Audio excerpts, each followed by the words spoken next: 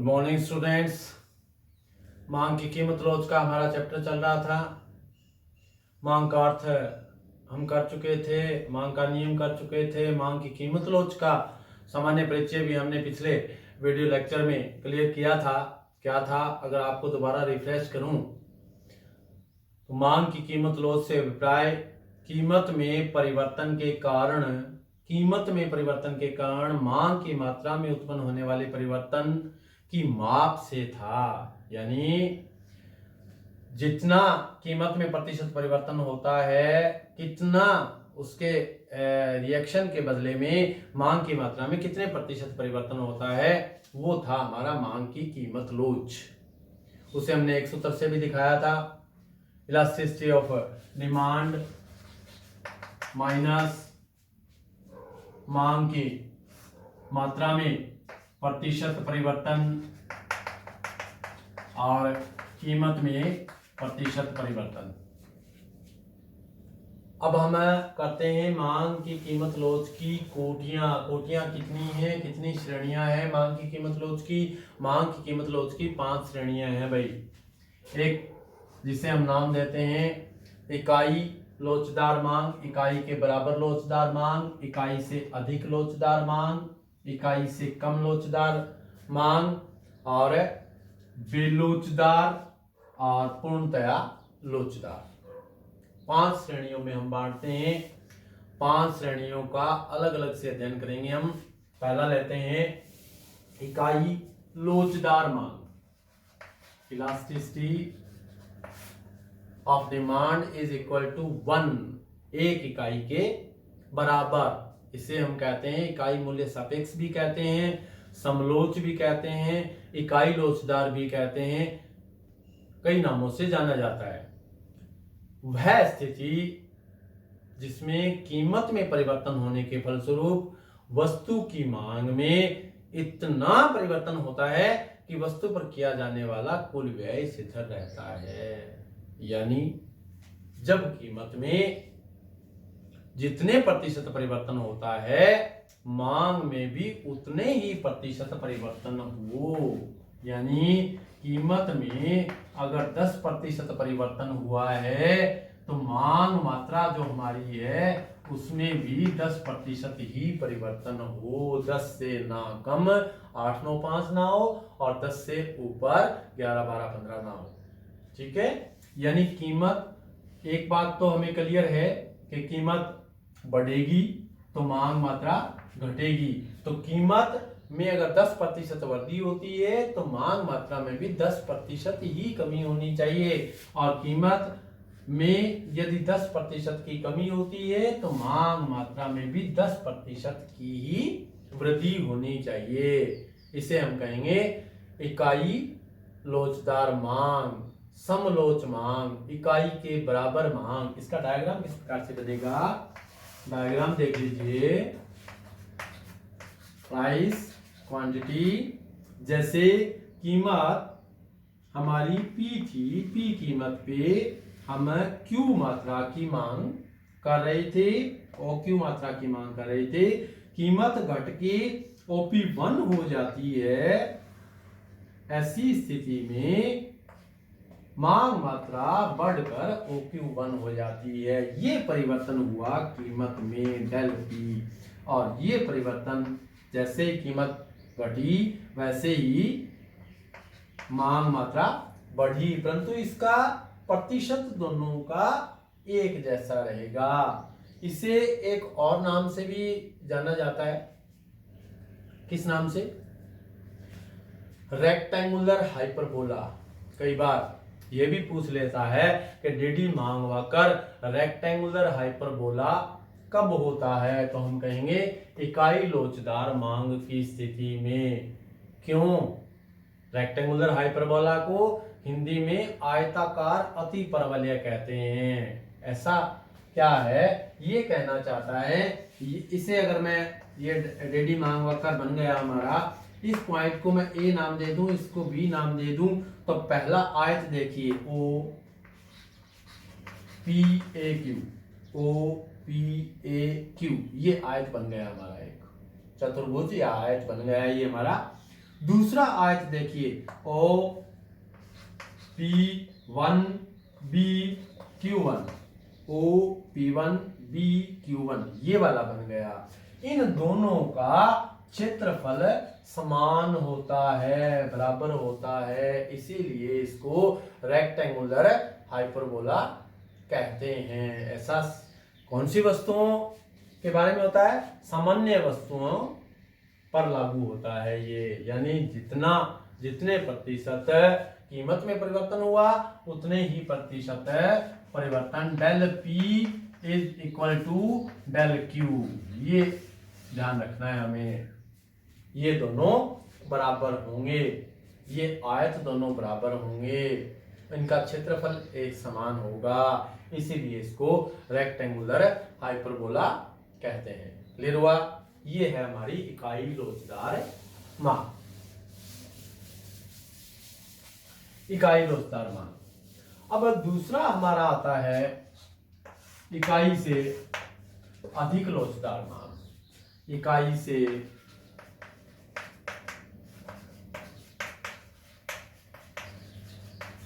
अधिक लोचदार। इकाई से अधिक लोचदार, इसको सापेक्षतः लोचदार भी कहते हैं, यानी इलास्टिसिटी ऑफ डिमांड इकाई से अधिक हो। इकाई से अधिक का मतलब है जब वस्तु की कीमत में जितने प्रतिशत परिवर्तन हुआ है, मांग में उतना नहीं बल्कि उससे ज्यादा परिवर्तन हुआ है। यानी कीमत में मान लिया 10% परिवर्तन हो, तो मांग मात्रा में 10 से ज्यादा, कहीं 10 से ज्यादा जितना भी है, 11 12 15 18 20 50 कुछ भी, उतने प्रतिशत परिवर्तन होता है। यानी कीमत में जितना प्रतिशत परिवर्तन हुआ है, मांग मात्रा में उससे ज्यादा प्रतिशत परिवर्तन हुआ है। कीमत यदि 10% घटी है तो मांग मात्रा 20% बढ़ी है, 10 से ज्यादा बढ़ाई है। और कीमत यदि 10% बढ़ी है, वृद्धि हुई है, तो मांग मात्रा में 10 से ज्यादा कमी हुई है, 10% से ज्यादा 20% कमी हुई है। यानी वस्तु की कीमत में जितने प्रतिशत परिवर्तन होता है, मांग में उससे अधिक प्रतिशत परिवर्तन होता है। ऐसी स्थिति में क्या होता है, हमने इकाई लोचदार में क्या किया था, कुल व्यय स्थिर रहता है, जबकि इसमें कुल व्यय घटता और बढ़ता है। कैसे? वस्तु की कीमत यदि घटती है तो कुल व्यय बढ़ता है, और यदि वस्तु की कीमत बढ़ती है तो कुल व्यय घटता है। ऐसा कब होता है? इकाई लोचदार में सामान्य वस्तुओं के परिप्रेक्ष्य में था। इकाई से अधिक लोचदार विलासिता वस्तुओं की स्थिति में होता है। महंगी कार, एसी, 5 स्टार होटल में भोजन इत्यादि में होता है। इसका मान वक्र किस प्रकार होगा भाई? मान वक्र की दृष्टि से देखते हैं हम। मान वक्र होगा हमारा, ये देखिए, जैसे हमारी कीमत थी ये, और ओपी कीमत जब थी तो मात्रा हमारी ओक्यू थी। अब कीमत घटकर P1 हो गई है तो मांग मात्रा बढ़कर OQ1 हो गई है। ये हमारा DD बनेगा, DD मांग वक्र बनेगा। इसमें देखिए परिवर्तन डेल P, कीमत इतनी घटी और मांग मात्रा कितनी बढ़ी। देखिए कीमत इतनी घटी और मांग मात्रा इससे ज्यादा बढ़ गई है। इसे कहेंगे हम इकाई से अधिक लोचदार, यानी मांग का आनुपातिक परिवर्तन ज्यादा होगा कीमत के आनुपातिक परिवर्तन से। यानी ये आपका जो डेल पी है, इससे डेल क्यू ज्यादा रहेगा, ग्रेटर देन, ठीक है, यहां ज्यादा रहेगा। ये होगा हमारा इकाई से अधिक लोचदार मांग। ठीक है बेटा, दो चीजें हो गई है हमारी, इकाई के बराबर या इकाई लोचदार मांग और इकाई से अधिक लोचदार मांग। इकाई के बराबर में कीमत और मांग मात्रा में दोनों में बराबर परिवर्तन होगा, और इसमें मांग मात्रा में ज्यादा परिवर्तन होगा कीमत की बनिस्बत। अब आता है हमारा तीसरा, इकाई से कम लोचदार। इकाई से कम लोचदार यानी एक से कम लोचदार कब? जब कीमत में जितने प्रतिशत परिवर्तन होता है मांग में उससे कम परिवर्तन होता है। यानी जितने प्रतिशत है, अगर कीमत में 10% परिवर्तन हुआ है तो मांग में 10 नहीं, 10 से कम कितना ही कर दो, 9, 8, 7, 6, 5, 4, 3, 2, 1 इतने प्रतिशत ही। यानी मांग अगर 10% घटी है तो कीमत अगर 10% घटी है तो मांग मात्रा 10 नहीं बल्कि 5% बढ़ी है। यदि कीमत 10% बढ़ी है तो मांग मात्रा में 10 नहीं बल्कि 10 से कम 5% घटी है, कमी हुई है। इसे हम कहेंगे इकाई से कम लोचदार, जिसे सफिक्स है बेलोचदार, एक नाम और भी दिया जाता है इसे, सफिक्स है बेलोचदार। बेलोच का मतलब लोच ना के बराबर, ठीक है, यानी कम होगा। ऐसा कब होता है? आवश्यक वस्तुओं के रूप में भोजन, ईंधन, कपड़ा, जितने जरूरत वाले कपड़े हैं उतने तो हमें लेने ही पड़ेंगे। भोजन, ईंधन, आवश्यक वस्तुएं अनेकों हो सकती हैं, उसकी स्थिति में होता है। अब एक हमने किया था कुल व्यय की स्थिति में। कुल व्यय कैसा रहेगा? कुल व्यय जब कीमत बढ़ेगी तो कुल व्यय बढ़ेगा और कीमत घटेगी तो कुल व्यय घटेगा इकाई से कम लोचदार में, ठीक है। इसका डायग्राम किस प्रकार से बनेगा? डायग्राम की स्थिति से देखते हैं हम। देखिए ये है हमारी OP कीमत और OQ मांग मात्रा है। अब कीमत घटती है, मान लिया P1 यहां आ जाती है तो मांग मात्रा OQ1 हो जाती है।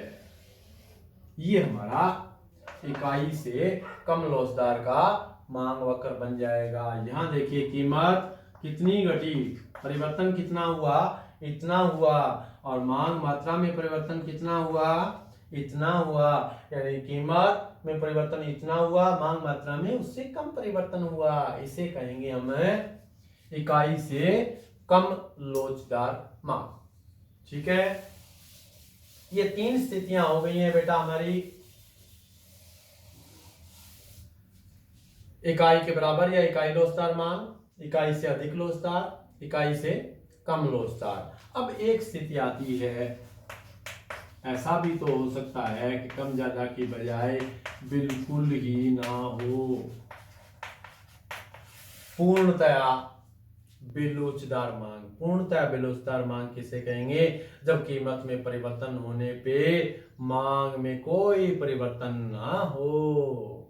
यानी वस्तु की कीमत में परिवर्तन से मांग मात्रा में कोई परिवर्तन नहीं होता। इसका डायग्राम इसका किस वस्तुओं के बारे में होगा? ये जीवनदायी दवाइयां। यानी मान लिया किसी व्यक्ति की कैंसर हुई है तो उसमें चाहे कीमत में कितना ही परिवर्तन होता रहे, उसे तो खरीदनी तो पड़ेगी ना।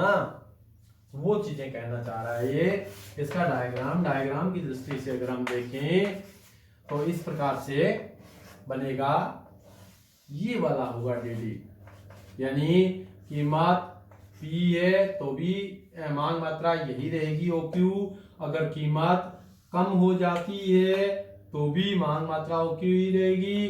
कीमत अगर बढ़ जाती है तो भी मांग मात्रा सेम रहेगी। यानी मांग को शिथिल रखना है, कीमत चाहे घटे चाहे बढ़े, मांग हमारी शिथिल रहेगी। ऐसी स्थिति में इसे कहते हैं पूर्णतया बेलोचदार, पूर्णतया निरपेक्ष मांग के नाम से भी जाना जाता है, शून्य लोच भी कहा जाता है। ऐसी स्थिति में elasticity of demand is equal to 0।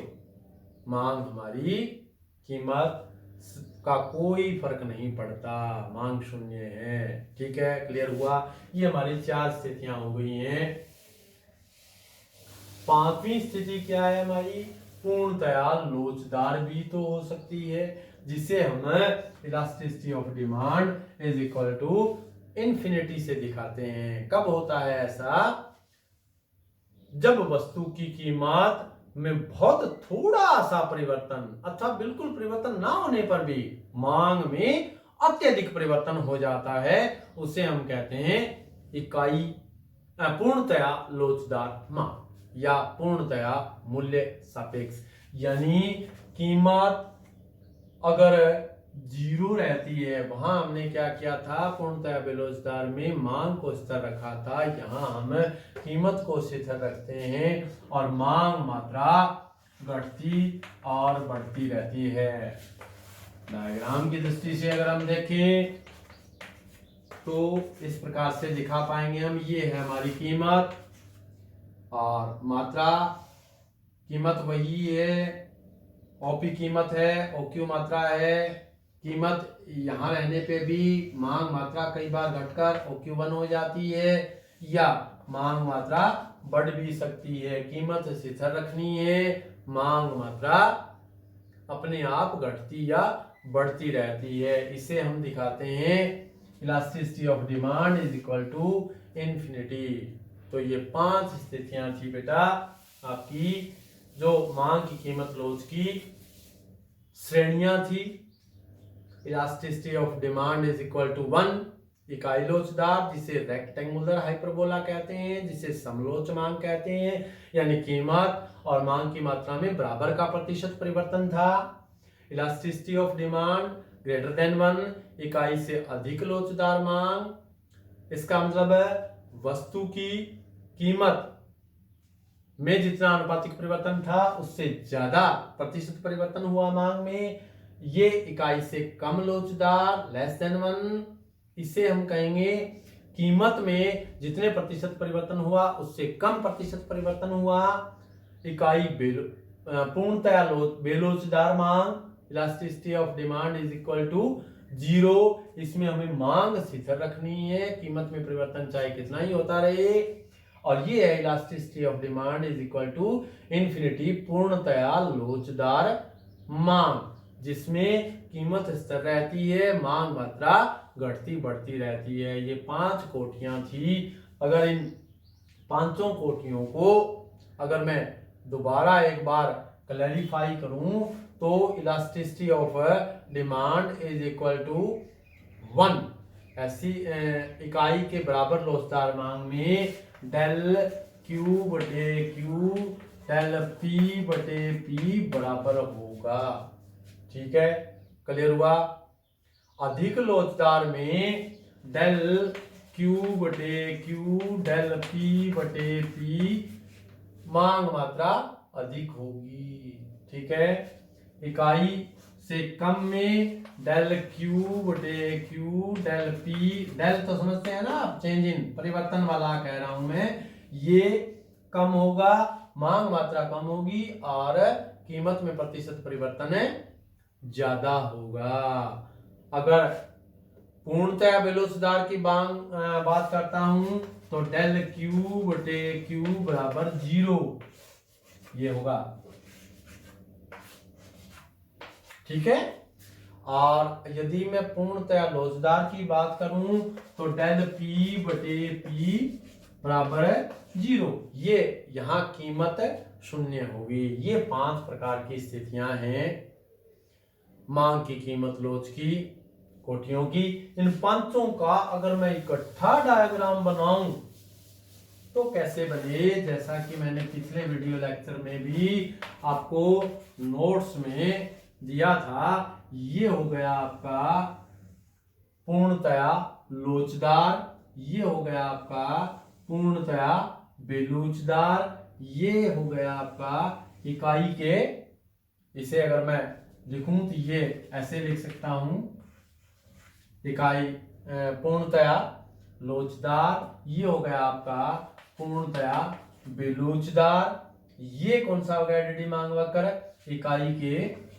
बराबर, और ये इकाई से कम, और एक ये बन गया इकाई से अधिक।